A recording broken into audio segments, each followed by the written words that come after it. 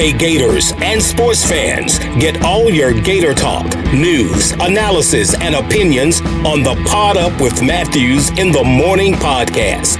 Find us on your favorite podcast platform or watch us on Facebook Live between 8 a.m. and 9 a.m. every weekday. Pod Up, because we are Gator fans. So say it's great to be a Florida Gator.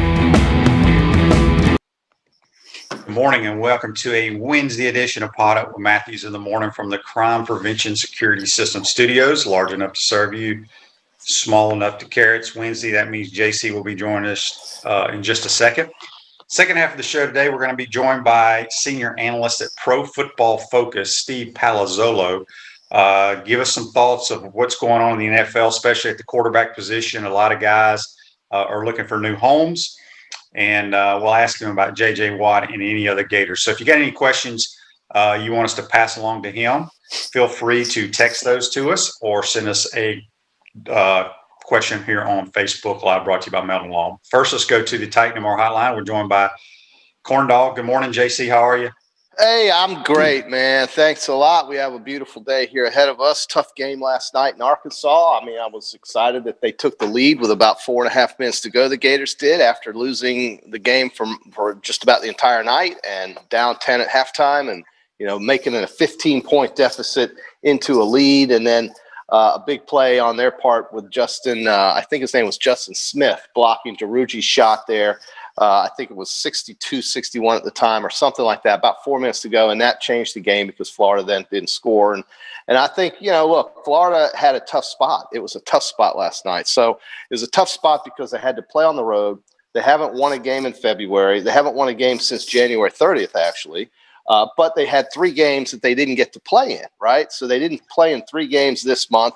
You get thrown back into the pot with Arkansas, who's, I think, won 7 straight, QB.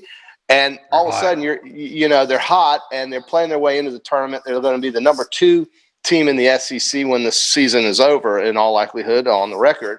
And Florida played them tough in the second half, came back, didn't bail, and played hard. You're traveling in a part of the country where right now things have stopped with all this weather going on. It's not easy to get around, and I'm not making an excuse, but it does distract you when your plane can't take off or things happen and your bus is driving 15 miles an hour because there's no road to drive on because there's ice everywhere. And so, it was not an easy spot to be in. And here they are leading 62-61 or something. They took the lead there with, 4-something minutes to go after trailing 15 points. And, on a typical Tuesday night, Bud Walton Arena would be rocking. It wasn't because of obvious reasons, but I think Florida handled themselves pretty well. It was a tough loss because they had a chance to win it. Yeah, a lot of stuff went against them. I mean, you hadn't played in 13 days, hadn't really practiced. Travel was a disaster trying to get there with the weather, as you mentioned. It's awful. But Arkansas is a good basketball team. They're very hot right now. I was impressed. We were sluggish in the first half, couldn't make any shots. But I think that was expected. Yeah, I mean, if you watch Michigan, who had like 18 days off or whatever it was, they were the same way, played much better in the second half, and we did as well. We had opportunities there at the end, just didn't make the shots when we needed to. Also in the SEC, good gracious, I can't figure out this Missouri Tiger team. They got the most Tigers. They got the most quad 1 wins in America. And they keep losing games they shouldn't be losing. And Georgia beats them last night 80-70. And what's crazy is I think it was at a commercial break. So I flipped over to the Georgia game. And this is in the second half, JC. Missouri was up 14 points. I flipped it back, and Missouri was down like 6. They went on like a 20-0 run. So that's basketball. That's basketball. Yeah, it's a game of runs. Rick says here on Facebook Live, brought to you by Melton Law, the only official law firm part of the Florida Gators. He says, invest harder, quotes, invest harder in a small local golf course. You could play for free. Rick lives at West End, so he wants you Poor to Rick. purchase that, JC. I was thinking about it. I wanted to put a Top Golf there, so that all the kids could go and make me rich. But that property is the first golf course I ever played in my life. It was where I learned how to swing a golf club, which I basically taught myself. And it was lighted. The big thing at West End, Rick, was, and I'm sure he remembers, was West End, the world's largest lighted golf course. Yeah, I remember that. And those big old mercury vapor lights that would be sitting there on the fairways. It was so unique, and it is a shame they're going to make it some commercial nonsense. It's going to be a massive commercial development, I am sure. The property is overgrown now, and it's a shame. But it is a shame. Speaking of West End, since we brought it up, I'll never forget during spring football practice when I was here under Coach Spurrier. We'd get done with practice 6 o'clock-ish, and myself, Kyle, Brady, GA, Kirkpatrick, Culpepper, all these guys, we would haul ass from practice. As soon as Coach was done talking to us, we would sprint across the Oakdome parking lot as fast as we could. We didn't even go eat the nasty dinner hall that night. Yeah. And we would get in our cars and we would go to West End. And we played until they shut the lights off. Yeah. I remember one time we were so far in the back, I think it was number 14, the par 3, the farthest you can get away from the clubhouse. And they go, lights out. And it was so damn dark. But we would play till midnight. Yeah, every day during spring football practice. They shut them off. Yep, they shut them off at midnight. But you're right. Yeah, and that's a pretty good haul for you guys back there in college, going down Newberry Road all the way out to I guess Jonesville. But I can't remember. We used to. I mean, we sprinted so fast across the Oakdome parking lot. Who drove most of the time? Did you drive most of the time, or who had the biggest car to drive in? Because that sounds like a pretty good haul of people. Kyle had a truck. A couple other people had trucks. So did you jump in the back of the truck? Did you jump in the back of the truck? We just all loaded up. It was great. Those were the good old days when there were no worries in the world. So JC, Gator football starts spring practice tomorrow. No spring game for the Gators. I don't know. Supposedly other schools are having spring games. Georgia has talked about having their G Day. I have a hard time believing if Florida's not going to have a spring game, I'm thinking nobody else is going to have one either. Right. Well, they're using the stadium for other things related to COVID-19 testing and so forth. And I guess. Is that what they're doing? Mm-hmm. Yeah. Florida Field is going to be used as a facility for vaccinations and testing and things like that. So, some folks seem to be bothered by it. I couldn't care less if they have a spring game or not. I never have. I just think that, they get those 15 practices in, and that's really what I think the coaches want more than anything. I also think that, this is progress because last year we didn't have one. And certainly the off-season workout programs and so forth, that is progress because last season we didn't have any.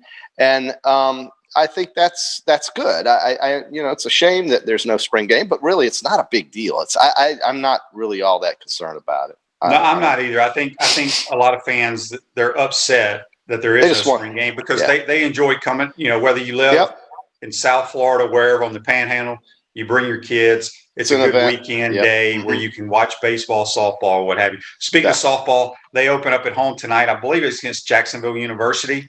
And then again, baseball cranks up in their new ballpark this weekend against the Miami Hurricanes. If you want to win tickets, you can go to Meldon Law on Facebook. And I'm not really sure what you do. Maybe it tells you on their Facebook page, but you can get your name into the drawing for some free tickets to this weekend's series against the Miami Hurricanes. Yeah, and it's a shame because I would love to go to the game, but I don't think they're going to allow people just to walk up, buy tickets, and walk in because I think they already have it set what season ticket holders can go in. Now, if softball, I have a special place I can go to watch softball. Yes, of course. Those connections really do help. But it's good to get outside and watch these things. Spring sports are I know they're so eager to get out there because of last year. So, it's hard to believe that this has all been a year since all this has gone on. But here we are again. And I really am hoping for the best for these spring sports because those athletes, you know, they don't play football, but they play what they play, and they're good at it, and they deserve. Have we got to the 1 year anniversary when we haven't gotten there yet when they shut down all the basketball games, right? that was March. Remember, that was March. I think it was March. I'm pretty sure it was March when things really got pretty crazy. I'm pretty sure because in February of last year I was able to do things that I couldn't do in March. So I think it was March. Yeah. Refresh your vehicle and your brand with a vehicle wrap from WrapSpot. February is your lucky month at WrapSpot. Mention promo code Shane and receive 13% off your vehicle wrap. Speaking with JC on the Titan Hotline from the Crime Prevention Security System Studios. We'll have Steve Palazzolo from Pro Football Focus join us here in a minute. Don't forget, folks, go to our website, podupwithshane.com. Sign up for your free signed Chomp Harder hat. We give away one of these each and every Wednesday. And I just got a text here from our producer, and he says the winner of this week's Chomp Harder hat is Rick McNally. Rick wins the hat. He'll love this hat. And Rick, contact the folks, or maybe we contact you. I'm not sure how all that works, but they'll get you your hat. And if you want to be in the drawing again for next week, go to podupwithshane.com. All you got to do is put your name, maybe your address in there so we know how to get it to you. Yeah. It's not a contest. It's just basically draw your name out of the hat. And JC has his Invest Harder hat. Oh, look at that. And it matches. Everything matches here. You're all about matching, right, JC? I'm so coordinated. Absolutely. Hey, are you going to go buy Spurrier's house on the beach for $6 million? I mean, it's all it takes. Just $6 million.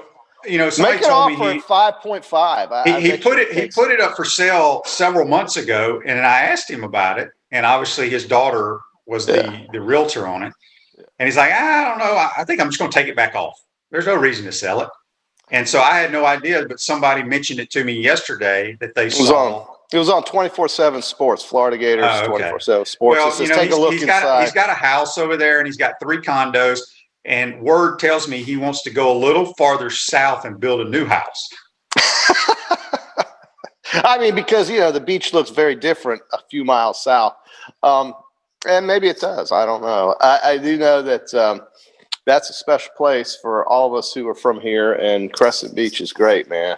I don't know. I took a look on some of those inside pictures they had up there on 24/7, and it's a hefty price. I know that's not what it costs them to build that place, but you know, this is inflation on housing. It's the size of it and where it's located. Yeah, that's exactly right. Yeah, that's exactly right.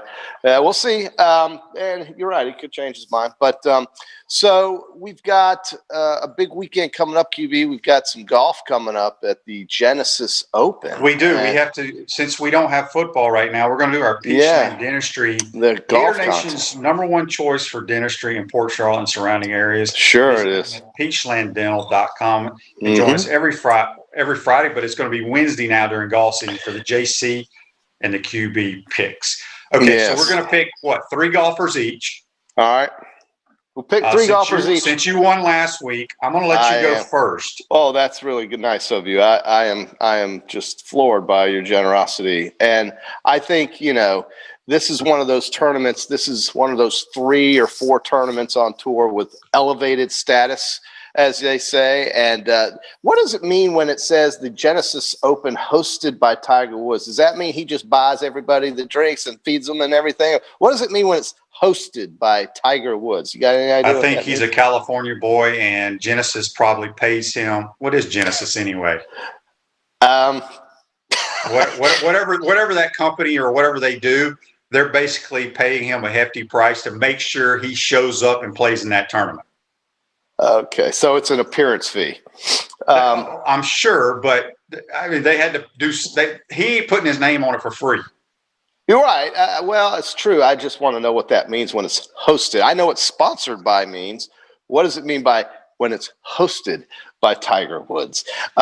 So Adam Scott won this tournament last year. He had a score of 11 under in 2020. The tournament is at the Riviera Country Club in Pacific Palisades, California. And this is the last stop out west before they start moving the show over here to Florida.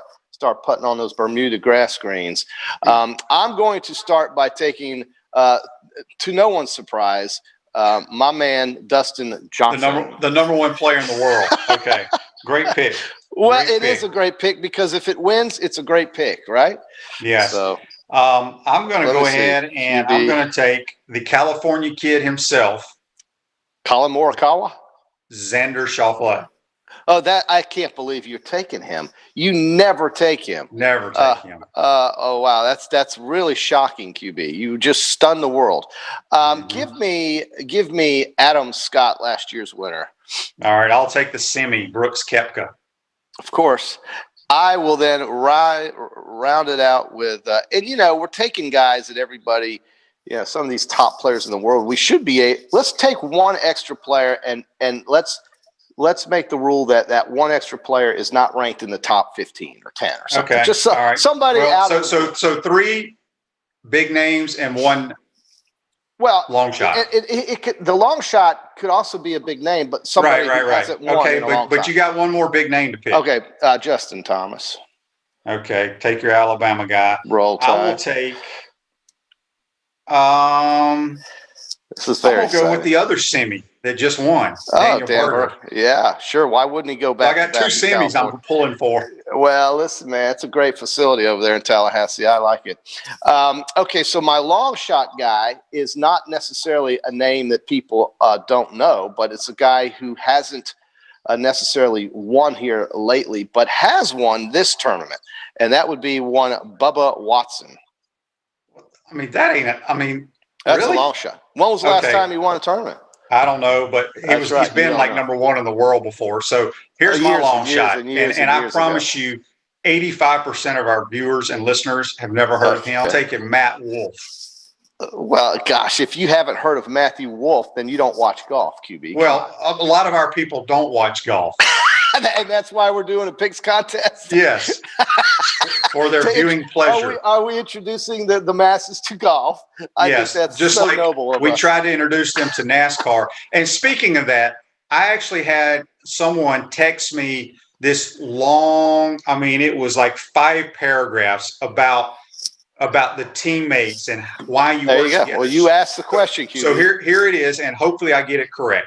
All right. So if you and I are on the same Hendricks Motor Racing team, okay, yes, we both want to win, but if for whatever reason I'm ahead of you and you aren't able to win, there's the individual champ, but at the end of the year, there's a team champ, which probably involves money, I would think. So it has to, yeah. So you got your motor racing teams, battling it out to win the overall deal at the end of the year. So that's why they help one another. So basically it's kind of like the FedEx Cup. They're all accumulating to win as a team, whether they win a race or not. And drafting is involved and blocking other drivers is involved. So not only are you trying to beat the track, you're trying to beat the guy in front of you, but you're also trying to beat cars behind you, perhaps, who may not help you with drafting and so forth because they're on a different team. So I see the aspect. I think that's what you're trying to say. Yes, absolutely. So we just got a text here on the Titan Mar text line from our man Jimmy, who owns the Chomp Parter, and Jimmy.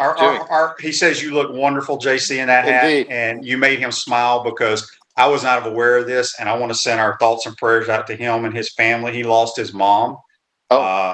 I guess in the last couple of days. So wow, Jimmy. Thoughts and prayers to our man Jimmy from Chomp Parter. Yeah, definitely. Yep. That's so sad.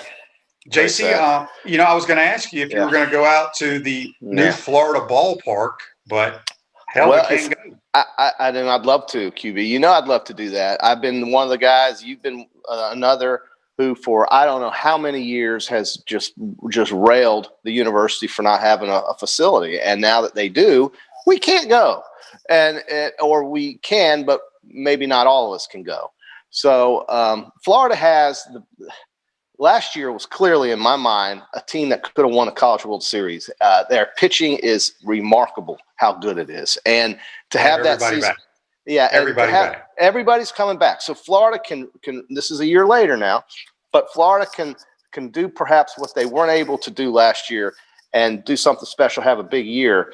And right now, with the way they pitch the baseball, if those pitchers maintain and everybody stays healthy, There's no reason to think they can't win the SEC, can't win the tournament, and go to the College World Series, host a regional, host a super regional, if that's all still scheduled the way we are used to it being scheduled, and dominate teams like Florida State and Miami and USF and teams in the state of Florida. That's the thing. When you can beat teams in the state of Florida and do it in a convincing way, you're a team that's going to challenge for the College World Series. There's no doubt about it, because Florida is one of the hotbeds of baseball. And Miami, Miami's a traditional power. Now, the team that Florida's going to probably see the most challenge from in this conference, I'm going to guess, is once again going to be Vanderbilt, right?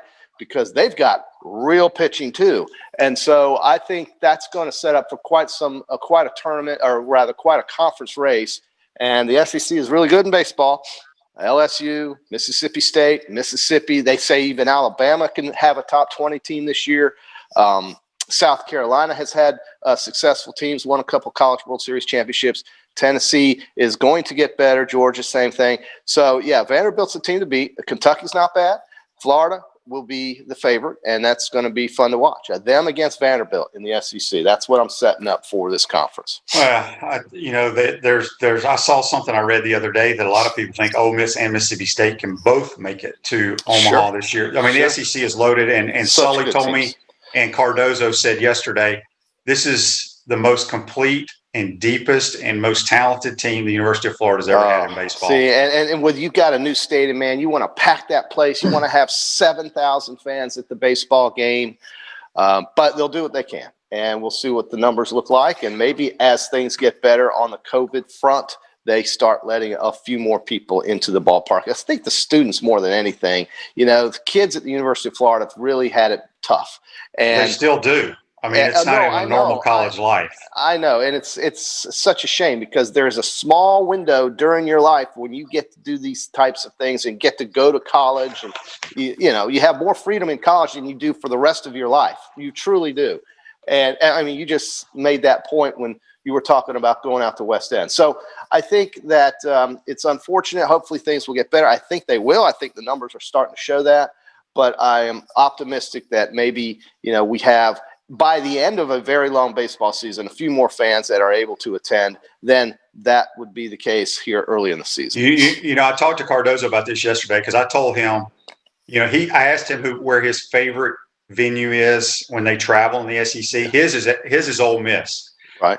I've been to multiple games at Dudy Noble. It's not the same as it used to be. It's still the greatest venue in college baseball. But I asked him, I said, Mississippi State. I said, what does Florida have to do to kind of get that environment? And I said, with the beer sales, will that help? They're going to be selling beer now, JC. As they should.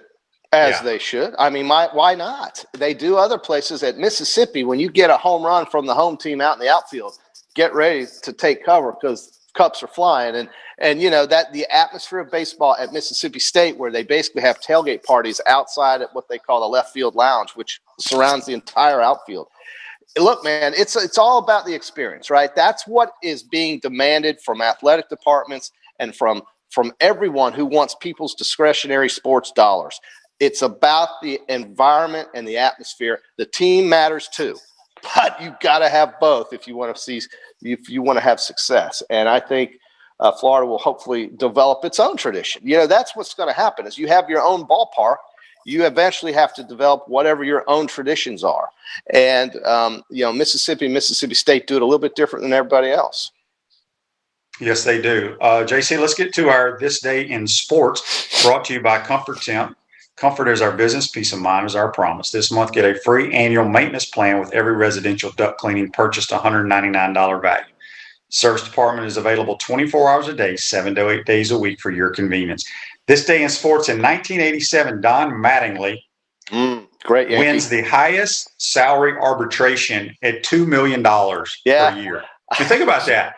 I did. I was looking at this old Sports Illustrated article from the 80s, and it showed faces of all these baseball players, and the title of it was What They Earn.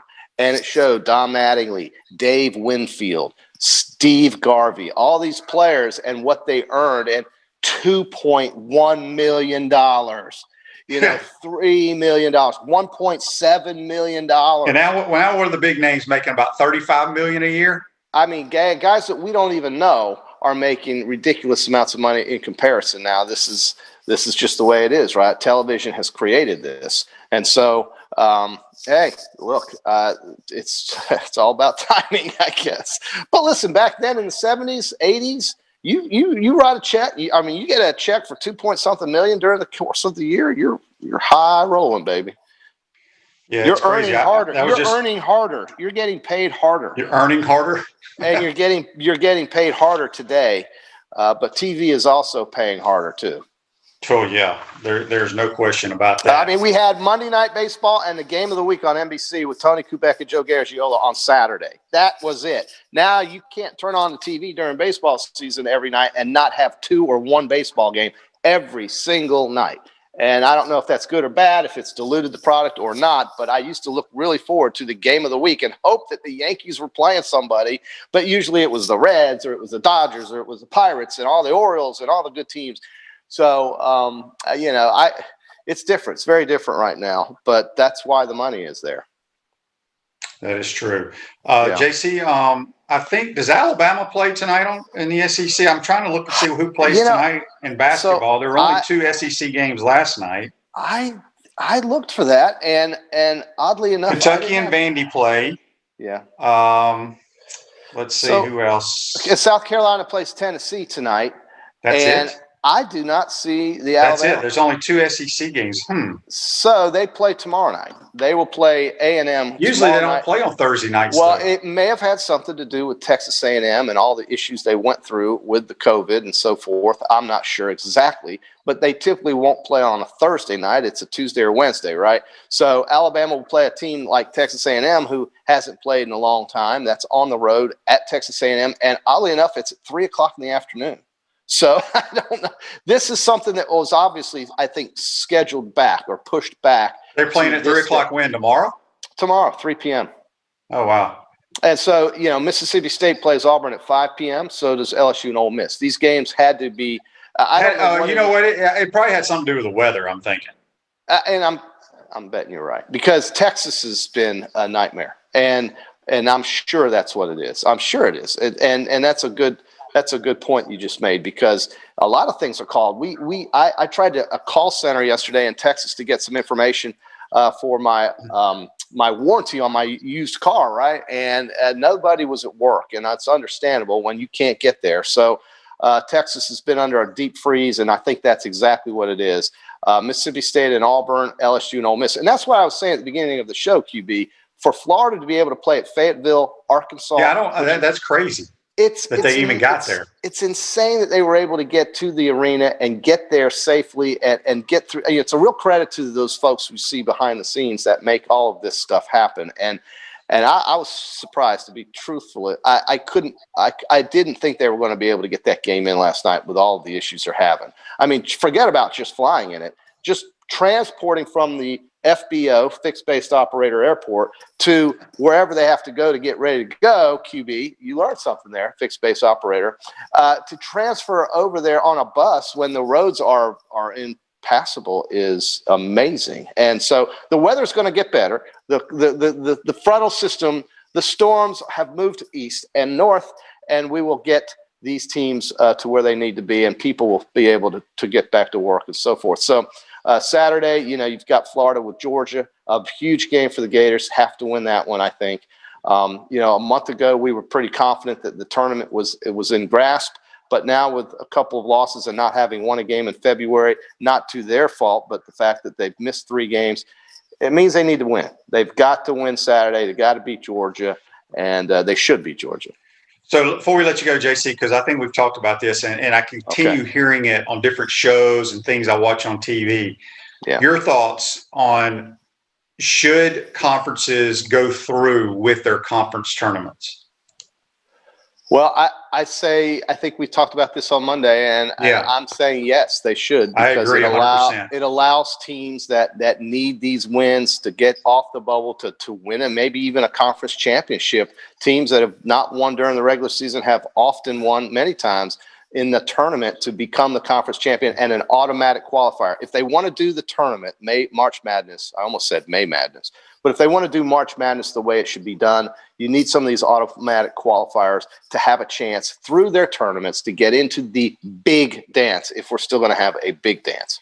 Right. But, some people are saying, like, let's just say Alabama, the Gonzagas, Baylor's, should they be able to opt out? I don't think they should be able to. Everybody should have to play. No, because by virtue of a team like, say, maybe even Florida, or let's call it Kentucky, or somebody that's really on that bubble, beating an Alabama or beating Arkansas helps their resume and gets them in. Alabama, we know, is going to be fine. We know that Arkansas is going to be fine. Right. So, for example, your example, just so people understand, is if Alabama were to sit out the SEC, we know they're going to the big dance. It's not fair to a team who the hottest team in the league is Ole Miss. And now Arkansas, they are on the last 4 out. So if an Ole Miss matches up with an Alabama and beats them, that is a big, they need to win. Deal for their they could, or Arkansas, beat an Arkansas, somebody who's won 7 straight, who's playing their way in as maybe a top 10 seed.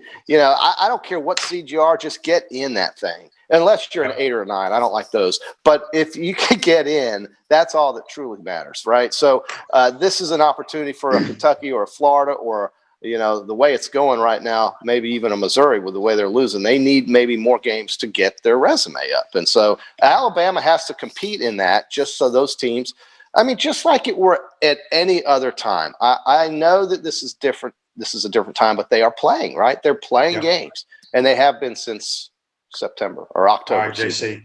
We appreciate your time, my man. We're going to take our first time out of the program. We'll be joined by Steve Palazzolo, senior analyst from Pro Football Focus. You're watching and listening to Pot Up with Matthews in the morning from the Crime Prevention Security System Studios. We'll be right back. Hey, Gators, this is Coach Steve Spurrier. Pot Up with Matthews in the morning. We'll be right back after this commercial break. We want to take this moment to thank all our sponsors who keep the show going and pay the bills. Our Gridiron sponsors are Crime Prevention Security Systems, large enough to serve you, small enough to care. Titan MRI, Gainesville's only locally owned and operated MRI facility. Meldon Law, where you matter most. Peachland Dental, Gator Nation's first choice for dentistry in Port Charlotte. Comfort Temp, comfort is our business, peace of mind is our promise. G-Tech Sport, keep your athletes in the game with G-Tech Sport. Celebration Point Town Center, Center State Bank, Chris Doring Mortgage. Some of our touchdown sponsors are Campus USA Credit Union, Adams Rib Company, Darlene Weeby Realtor Caldwell Banker MM Parish, Gator Dominoes, Celebrate Primary Care, Gator Bait Media, Davis Gainesville Chevrolet, Miapa Latin Cafe, Rap Spot, Okito America, Gators Dockside, Style Cuts, Ironwood Golf Course, TV Financial, Meadowbrook Golf Course, Dar Shakow Insurance. If you are interested in promoting your business on the show, visit potupwithshane.com and click the advertise button. Again, thank you to all our great sponsors that support the show. If you like what we are doing here, make sure you follow us and support the businesses that support us. Welcome back to the Crime Prevention Security System Studios, celebration points where the Gators go to celebrate with premium brands like Bass Pro Shop, Nike, Sensei, Dave & Buster's, opening soon Prime and Pearl, and coming spring of 2021, the HBC's new restaurant, Spurrier's Gridiron Grill, and Visor's Rooftop Bar. We will see you at Celebration Point where the Gators go to celebrate. We're now going to go to the Titan MR Hotline, and we're joined by senior analyst from Pro Football Focus, our good friend Steve Palazzolo. Good morning, Steve. How are you? Doing great. Thanks for having me back. Absolutely. Before we jump into what's going on in the NFL, I just want to get your thoughts on the Super Bowl. I picked the Chiefs. I just thought Patrick Mahomes, the best player on the field, would win it. But I thought Andy Reid and them will have a better plan missing 3 offensive linemen. But that Tampa Bay defense was unbelievable. Yeah, they really were. I mean, I think most people picked the Chiefs. I picked the Chiefs with the caveat in mind that I thought the Bucs had a chance to win at least. And that had never happened before, right? There had never been a Patrick Mahomes start where not only did they not score 10 points, but they just got blown out. So, of course, that was the most, illogical, unexpected outcome. So I think you just have to give credit to the Bucs team overall. The offense came together down the stretch, and of course, the defense, led by Todd Bowles, the way they They didn't blitz. He changed his strategy, and they did a really good job of taking away those first reads. And it was this combination of dominating up front, taking away what the scheme and Mahomes like to do, and just winning across the board defensively. So really impressive effort all around by the Bucs. Yeah, their defense was outstanding. When you look at this Bucs, and we have a lot of people obviously in our area that love the Bucs. I think one of the rush-ins, I can't think of his name right now. I think he's a free agent. Do you think they have an opportunity to keep this team together? Yeah, Shaq Barrett. He's our top graded. Yeah, he's our top edge defender in free agency. So yeah, he's out there. And then as far as free agents go, technically Gronk and Antonio Brown are both free agents. But I think what we've seen is they want to play with Brady. Maybe Antonio Brown wants to get paid a little bit more at this point. But Gronk almost certainly would be coming back just to be with Brady. Antonio Brown probably. Chris Godwin's technically a free agent. I think they could franchise tag and potentially lock him up. So yeah, I think next year we're looking at a similar team. They realize they only have Brady under contract right now for one more year, and they're going to give it a go. And I think they did such a great job filling two massive needs in the draft in Tristan Wirfs, right tackle, Antoine Winfield at safety. So there's really not a whole lot of holes. Levante David's the other big free agent at linebacker. So they'll at least be able to keep some of those guys. And again, I think the way the offense came together down the stretch, that was Brady's first year in that system, took a few weeks, and they were great. So I think there's plenty of potential for next year as well. Looking at the NFL now, I want to get your thoughts. I've always thought Matt Stafford was a really good player. I know some people don't because they says, he can't get to the playoffs, but I just don't think he's been surrounded with good players. I think now going with Sean McVay, that defense the Rams have, the weapons that they have on offense, I think the Rams have a chance. I want your thoughts on that, but do you think the Rams gave up too much? Yeah, I mean, giving up too much or a lot, it depends on how you look at it. They gave up a lot. That's the bottom line. The Rams, I think, have given up a lot of first-round draft capital in general. They haven't drafted a first-rounder since Jared Goff. They won't draft another one until 2024.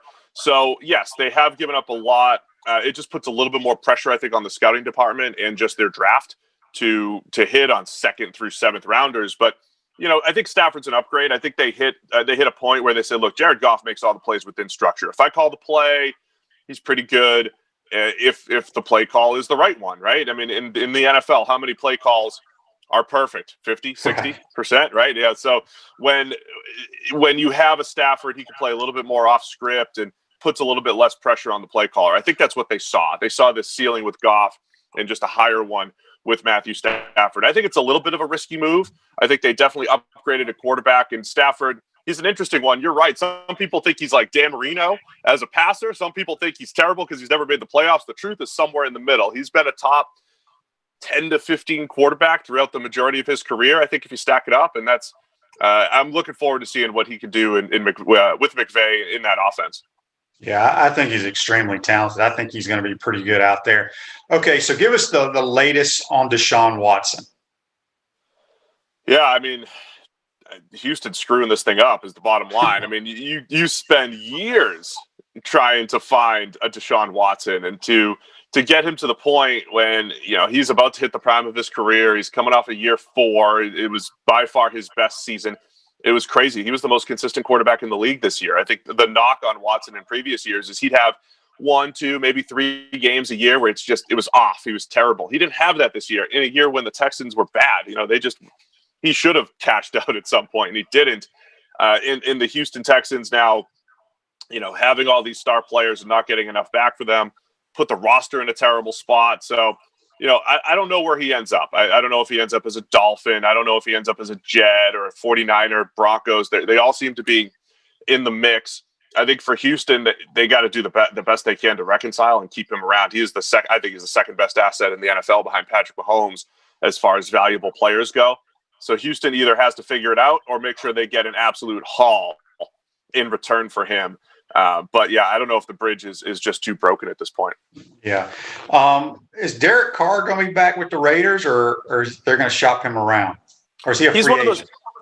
Yeah, he's back with them. I think we're just in this interesting spot in the NFL. I think 7 or 8 years ago, there weren't enough starters to go around. Remember when A guy like A.J. McCarron would come in relief, and you'd have a pretty good half of football, and people would say, oh, somebody's going to trade a first rounder for that backup quarterback and make him their starter. I think we've kind of flipped the script a little bit in the NFL. There's plenty of starting caliber quarterbacks around, but then you have teams like the Rams who had a starter in Jared Goff and said, we want better.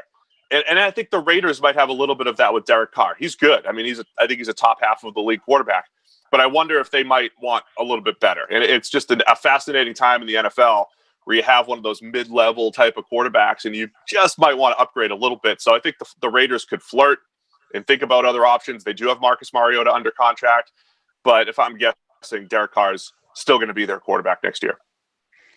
One of my old teams, we've always had quarterback issues, even when I played. The Bears.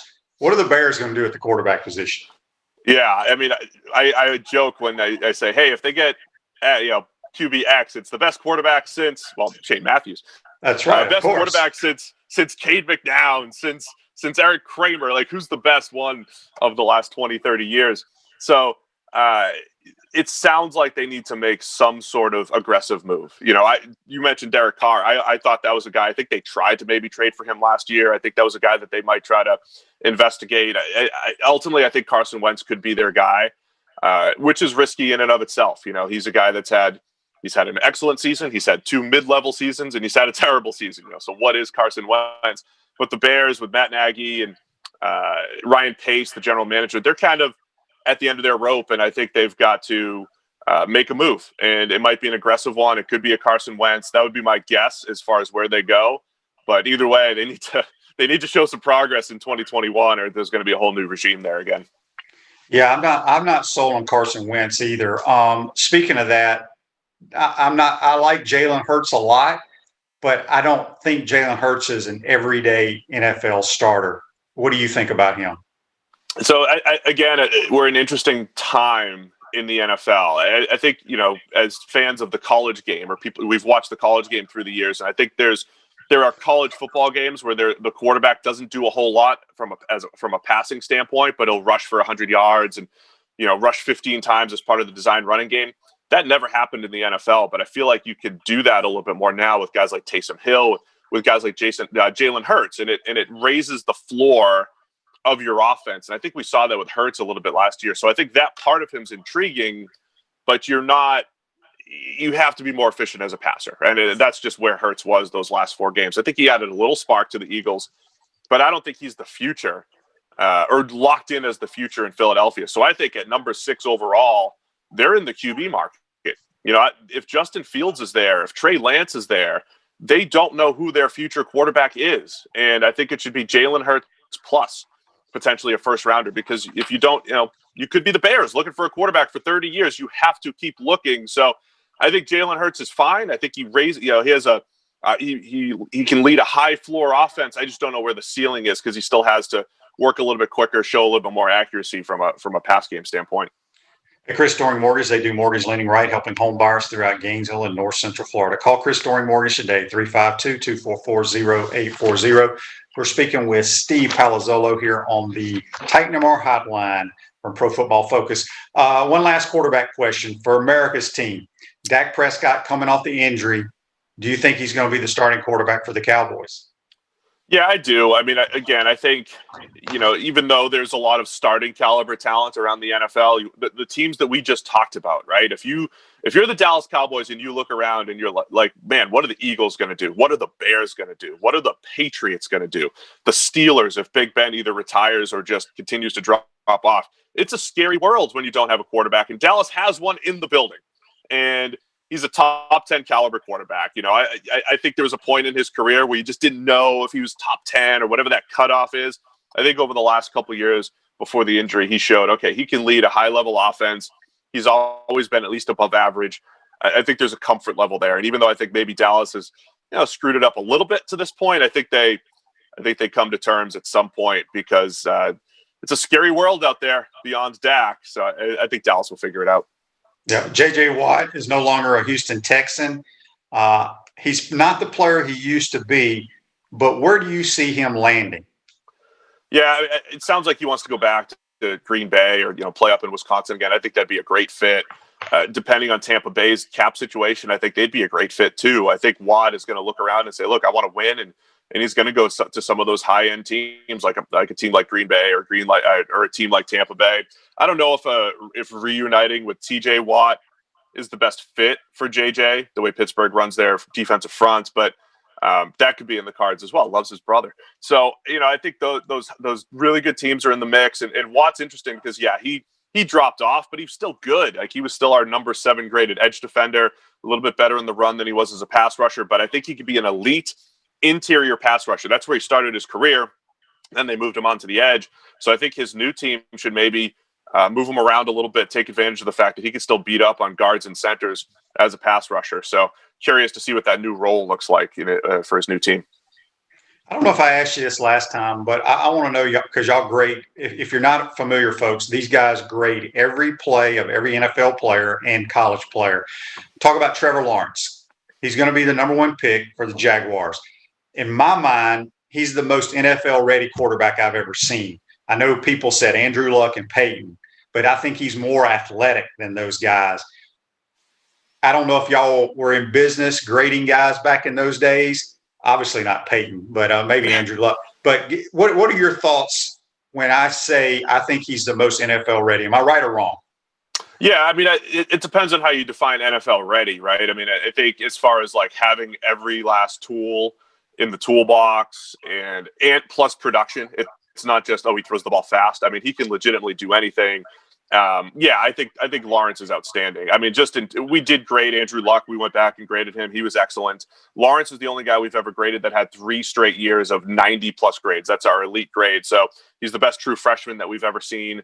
And he continued it, right? And look, he had some ups and downs here and there, right? The playoff game wasn't great, but that's fine. Quarterbacks don't have to be perfect. You're supposed to face a little bit of adversity. I almost wish he faced more adversity, because the best ones, the Rodgers, besides Peyton, Rodgers, Breeze, Brady, they all face some kind of adversity. So I think that might be the challenge for Trevor Lawrence, is seeing him when he maybe has a lesser team, because he's never had that. But yeah, he's outstanding, man. I mean, you build an offense around him.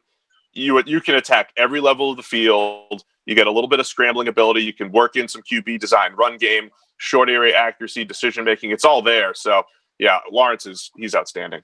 So y'all went back and graded Andrew Luck. I got a homework assignment. I want you to go back and grade all my years and figure out why the hell I wasn't drafted.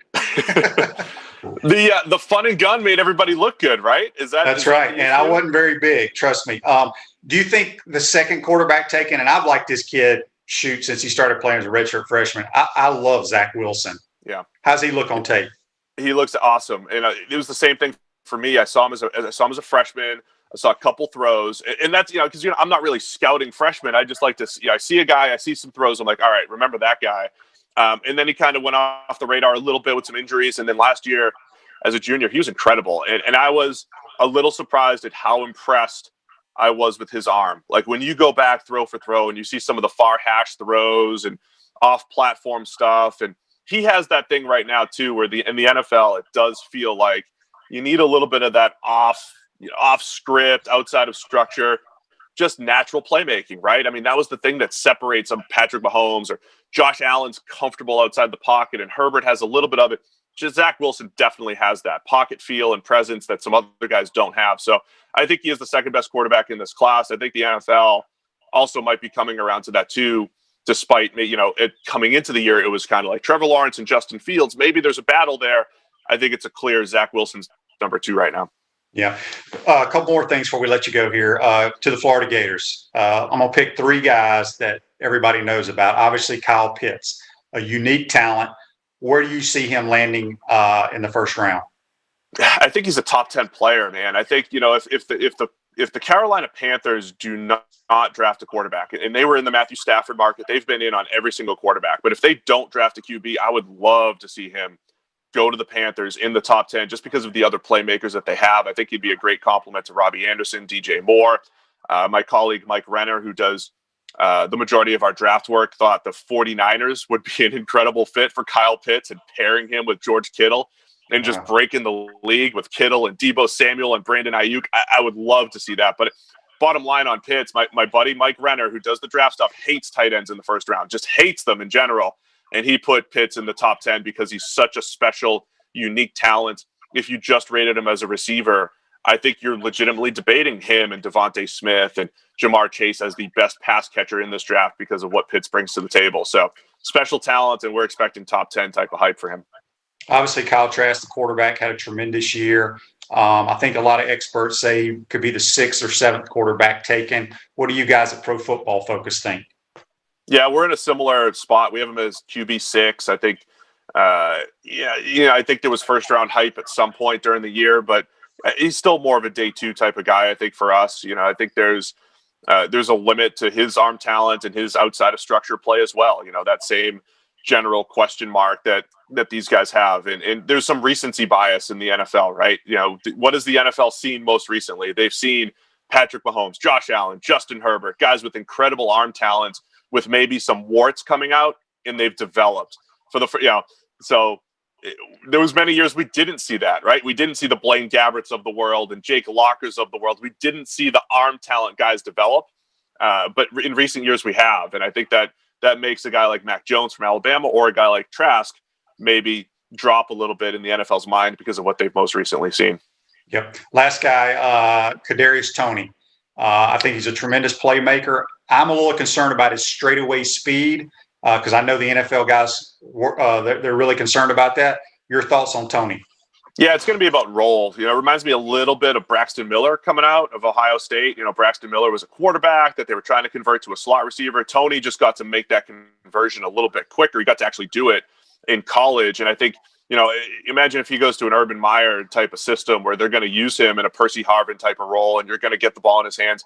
It's all going to be about role and fit. And I think if you put him in the slot, you give him a two-way go, you let him use that lateral quickness and agility, they'll forget about straight line speed quick enough as long as he's used properly. So I think he's a weapon that I think teams will consider in the back end of the first round or early in the second round, more likely.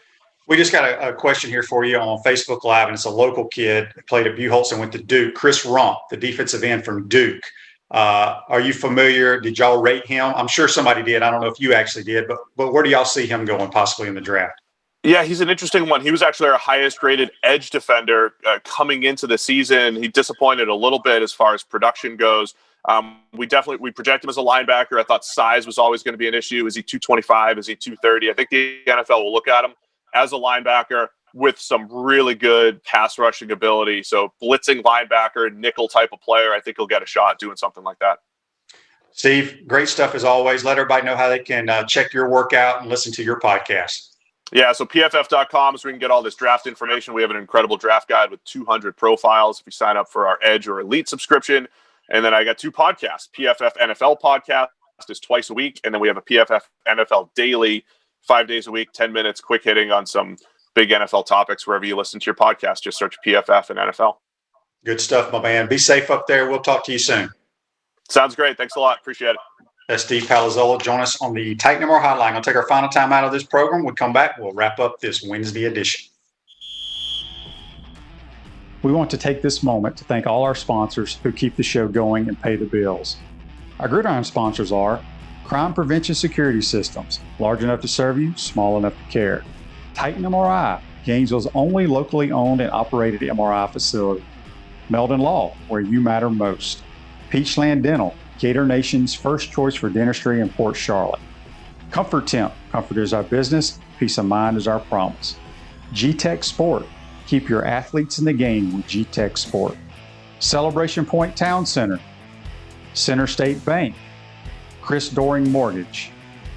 Some of our touchdown sponsors are Big Mills Cheesesteaks, MB Listing, Cornerstone Financial, McDonald's of Gainesville, My IT Masters, Gainesville Neon and Signs, 84 Lumber, Tropical Smoothie Cafe, Chick-fil-A on Archer Road, Aver and Smith, Dowling Signs, Chomp Harder Apparel, Silver Q, State Farm Insurance Agent Ruse Ogra. If you are interested in promoting your business on the show, visit potupwithshane.com and click the advertise button. Again, thank you to all our great sponsors that support the show. If you like what we are doing here, make sure you follow us and support the businesses that support us. Welcome Welcome back to the Crime Prevention Security System Studios, large enough to serve you, small enough to care. I want to thank JC and our good friend from Pro Football Focus, Steve Palazzolo. Those guys, they know their stuff. They grade every single play of every player in college and pro football. Make sure you follow us and like us on Facebook Live, YouTube, Spotify, Apple Podcasts, Google Podcasts, any of those social platforms. Tell your friends about us as well. Today's show is a wrap brought to you by Wrap Spot. Make sure you tune in the rest of the week, folks. Got a good show lined up for you. Take care.